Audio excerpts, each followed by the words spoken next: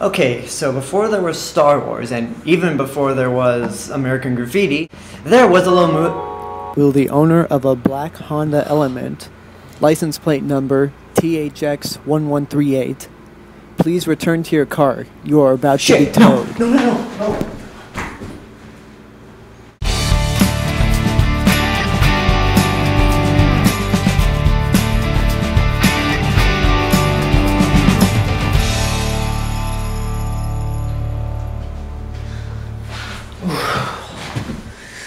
That was close.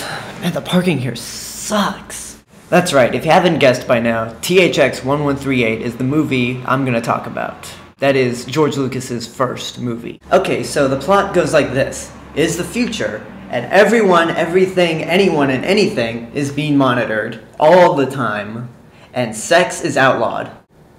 Oh God, I hope I'm long dead before this future happens. Our main character, THX 1138, breaks this law twice with his roommate, and he basically wants out. Alright, so there's a lot to admire about this movie.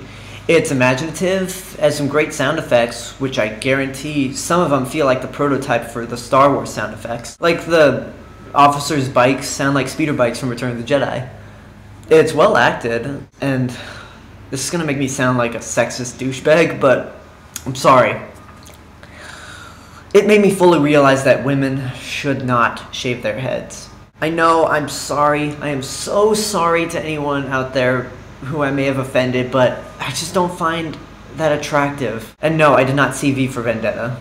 It also has some interesting themes in which it deals with capitalism, control, and religion. Control is represented by the officers, who I guarantee, almost guarantee, were the influence for the T-1000 from Terminator 2. The officers basically probably represent what most people think are cops. Like, for example, they say something like, stop, we mean you no harm, and then they end up doing the exact opposite of what they do. Religion is represented by the giant Jesus face, and it could ask the question, is there really a God, or is it just part of this controlling, monitored world that we live in? The white detention room that appears halfway through the movie and takes up actually a lot of time represent isolation and a time to rethink someone's life.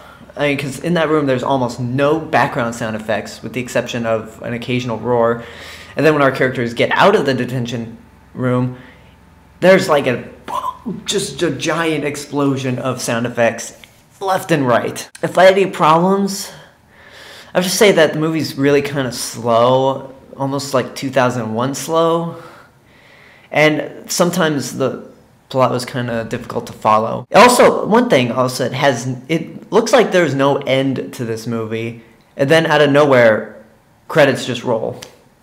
It's a minor complaint, but whatever. Now, the version I saw I guess was the special edition or whatever, because there were a lot of added computer effects, which really is very, very distracting. I know a lot of people bitch about Star Wars, but for me, I saw the Star Wars Special Edition first, and those special effects didn't really bug me at all. Even today when I watch them, they don't bug me because Star Wars is timeless.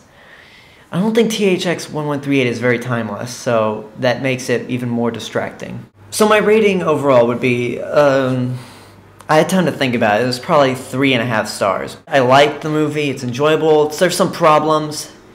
It also makes me wonder who the guy was at Warner Brothers who is kicking himself right now for not hanging on to George Lucas and hating THX 1138. Who is that guy? So did you ever see THX 1138? What did you think about it? Let me know. And I'll see you guys later. Bye.